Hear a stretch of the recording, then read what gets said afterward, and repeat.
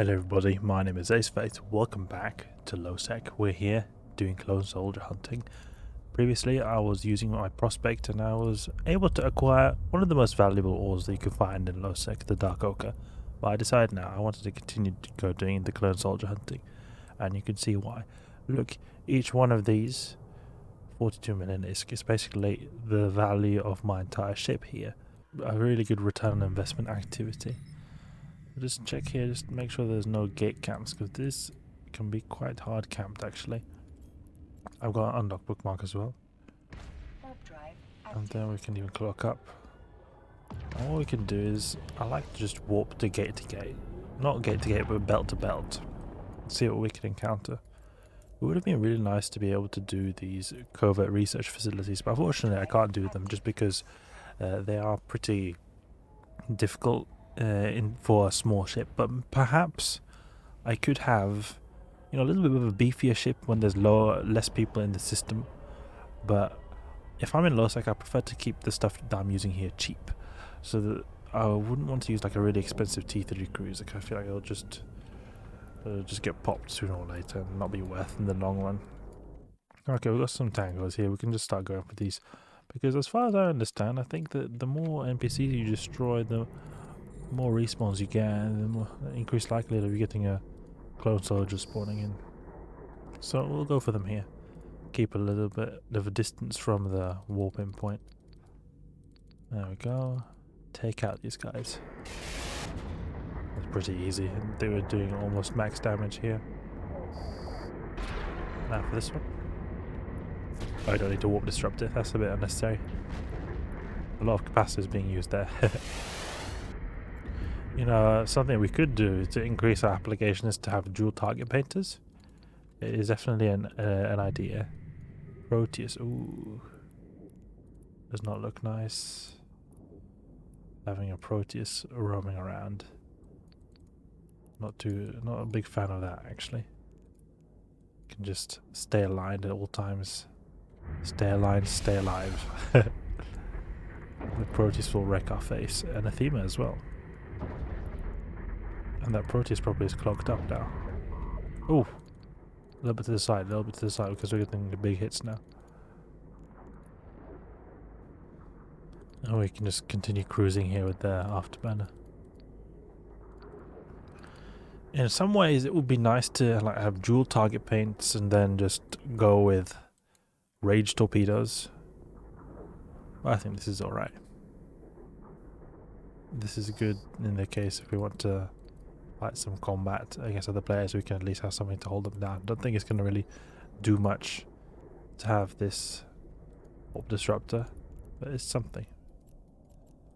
Sneaky. Otherwise, if you want to have like a pure NPC killing machine, then we would do something like this. We put cloaking device, co-ops cloaking device, then the torpedo launcher 2. And maybe remove this and put something else. We could dual compacts or something. I don't want to have to mess with these tiny ones. These guys are annoying. Destroyers and frigates. Gonna take a long time to destroy them with our torpedoes. Before we really easily found a clone soldier, just like straight away, just found it and easily done. I would like to find a ship that's able to do the besieged covert research facilities that is very cheap, like as cheap as possible. Then you can have something, because I feel like this Purifier is a pretty good way to take out these clone soldiers. You can go cheaper. You can go with destroy, like a basic tech one destroy even. But I like that this is pretty cheap, and you're quite slippery here with the Covert Ops cloaking device. Combat scanner probes even. We've got combat scanner probes. Seems like a pretty deadly system with a 200% bounty risk modifier. I understand why we've got the 200% bounty risk modifier now. The great thing about warping belt to belt is that also in some cases you can find the faction rats on top of the clone soldiers. They can be worth a ton. And then you can also encounter the Mordu's Legion or special warfare units. They're also really valuable. They're probably the best you could find here if you were to encounter the Barghest, I think you could have like half a bill or something like that worth of the blueprint. Not sure how much the blueprint of the Barghest is worth, but there's a lot of this to be had at least. Barghest. We can go here, and then if we look in the industry tab, Barghest blueprint, and then we just look for this in the contracts, finding contracts. Okay, it's not worth that much. 190 million ISK. We've got some battleships here. You can just try taking these guys out. Where's the bounty? Only 650k. Would be nice to have those fat 1.25 million ISK bounty ticks. Then you multiply that by 2. Ooh. There's a Tengu as well. There's so much nasty stuff here.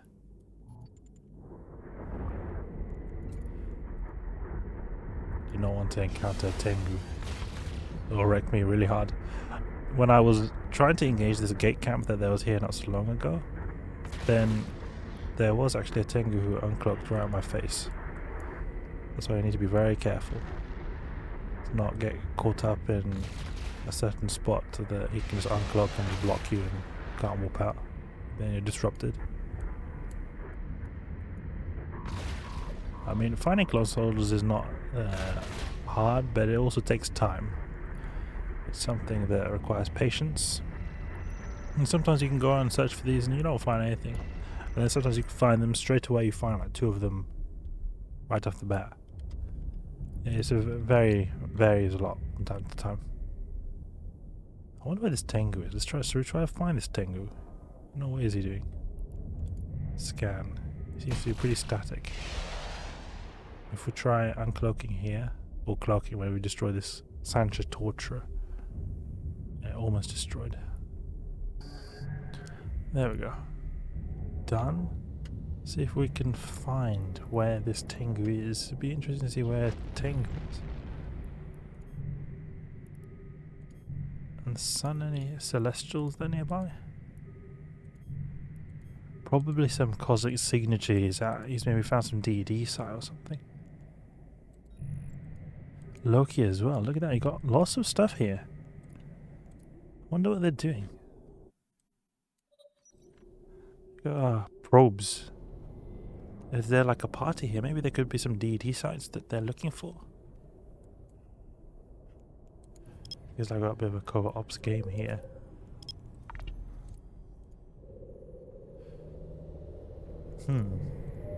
Now everyone's gone all of a sudden. Meantime, we can warp to another belt. Be completely relaxed, you know, you're cloaked up here, don't have to think too much about getting caught here. We can also scan in the meantime as well. See, where are these people? So we both had a Proteus Loki and a Tengu. Almost every single strategic cruiser you can encounter we've seen here. Dirty sites, okay.